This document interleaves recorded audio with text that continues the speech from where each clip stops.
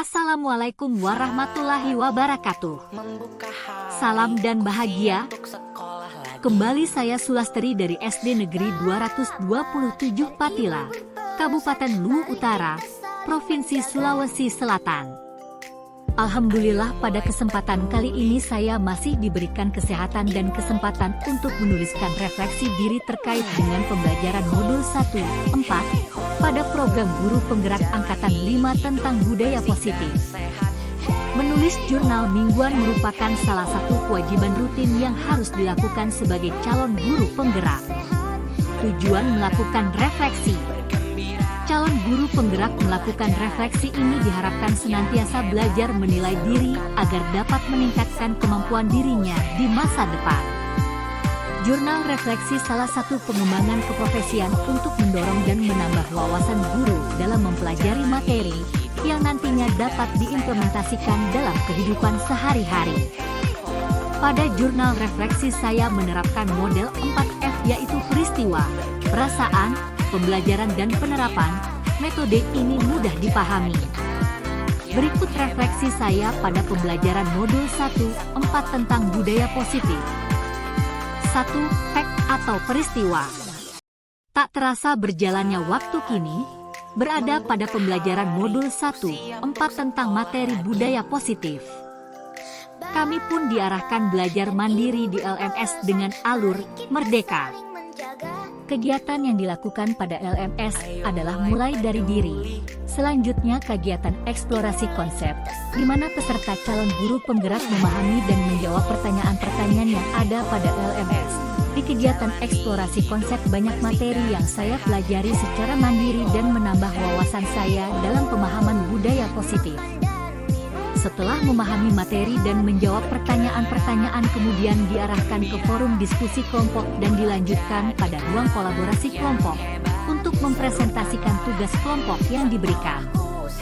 Dalam ruang kolaborasi ibu fasilitator langsung memimpin jalannya diskusi dalam menyelesaikan berbagai kasus. Dilanjutkan ke demonstrasi konseptual dan elaborasi pemahaman oleh instruktur, dan kemudian dilanjutkan pada pemahaman koneksi antar materi dan diakhiri pada aksi nyata. Dalam ruang kolaborasi saya termotivasi untuk menerapkan paradigma baru pada teori budaya positif, restitusi posisi kontrol dan segitiga restitusi. Dalam kegiatan ini saya mengalami kendala di mana saya melakukan Zoom dengan menggunakan HP Android. Di sini saya tidak dapat jelas mengikuti slide demi slide yang dipaparkan dari setiap kelompok. Namun saya tetap semangat dalam mengikutinya sampai selesai. 2. Feeling atau perasaan. Pada pembelajaran modul 1-4 tentang budaya positif, bagi saya merupakan pembelajaran yang menyenangkan dan menantang. Membutuhkan konsentrasi dalam belajar dan memahami semua materi dalam modul 1-4. Membuat perasaan saya senang dan membuka wawasan baru. Saya memahami dan menerapkan segitiga restitusi dalam menyelesaikan masalah yang dihadapi pada murid. Sebelumnya saya menyelesaikan masalah sebagai penghukum dengan memberikan hukuman fisik seperti jika siswa tidak mengerjakan tugas. Saya memberikan hukuman fisik berdiri di depan kelas selama 10 menit. Setelah saya mempelajari restitusi segitiga dan posisi kontrol, saya mulai menyadari bahwa apa yang saya lakukan selama ini salah. Akhirnya saya merubah cara saya dalam menyelesaikan masalah yang dihadapi oleh murid saya. Untuk kedepannya akan menyelesaikan masalah dengan menggunakan posisi kontrol sebagai manajer dan menggunakan pendekatan segitiga restitusi. 3. Findings atau pembelajaran. Dimulai dari eksplorasi konsep, membuka pola pikir saya dalam memahami dan mempelajari kegiatan tentang budaya positif, yaitu disiplin positif, nilai-nilai kebajikan universal, teori motivasi, hukuman dan penghargaan, restitusi, keyakinan kelas, kebutuhan dasar manusia dan dunia berkualitas, restitusi, 5 posisi kontrol, restitusi, segitiga restitusi. Pembelajaran yang paling menyenangkan dan mudah saya pahami adalah segitiga restitusi. Pada bagian segitiga restitusi terdapat 3 langkah dalam menyelesaikan masalah. Langkah pertama, menstabilkan identitas. Pada bagian dasar segitiga merupakan langkah pertama restitusi, yaitu menstabilkan identitas. Bagian ini bertujuan merubah orang yang merasa gagal karena berbuat salah menjadi orang yang sukses. Kita harus mampu meyakinkan mereka, misalnya dengan berkata, "Saya pernah melakukan hal yang sama denganmu." Ketika seseorang dalam kondisi emosional, maka otak tidak mampu berpikir rasional. Kondisi ini sangat tepat kita gunakan untuk menstabilkan identitas.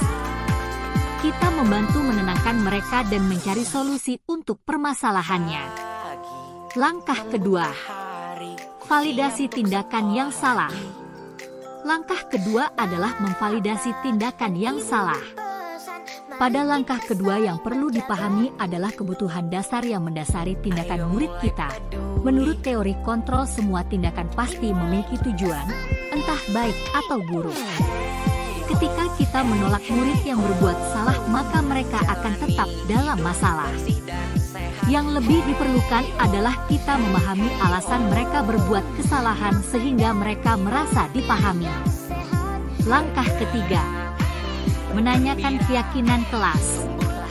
Setelah langkah pertama dan kedua sukses dilakukan, maka anak lebih siap dikaitkan dengan nilai-nilai kebajikan yang dipercaya dan berpindah menjadi orang yang dia inginkan. Kehidupan masa depan yang mereka inginkan sangat penting ditanyakan. Ketika gambaran masa depannya sudah ditemukan, maka guru dapat membantu mengarahkan mereka tetap fokus pada gambarannya. Segitiga restitusi dapat menumbuhkan motivasi internal murid untuk disiplin positif dan terbiasa mencari solusi dengan permasalahannya. Sebagai calon guru penggerak mampu memahami dan dapat menerapkan perubahan paradigma baru dalam kehidupan sehari-hari.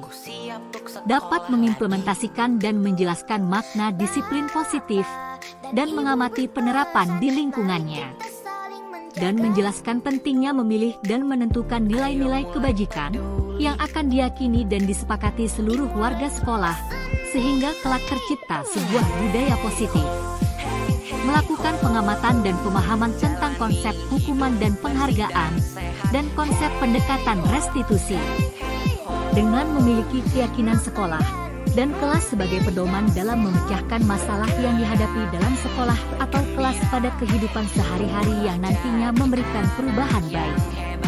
4. Future atau penerapan.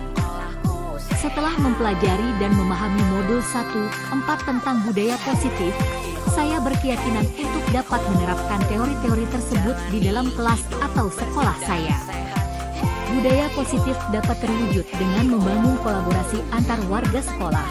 Kolaborasi membuat kesepakatan kelas yang berpusat pada murid dengan beberapa konten yang dapat menginspirasi murid, sehingga nantinya dapat menciptakan warga berkarakter positif.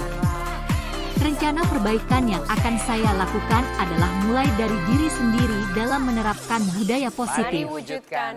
Demikianlah refleksi saya pada jurnal Dwi mingguan saya, dan saya akhiri dengan ucapan Assalamualaikum warahmatullahi wabarakatuh. Salam guru hebat.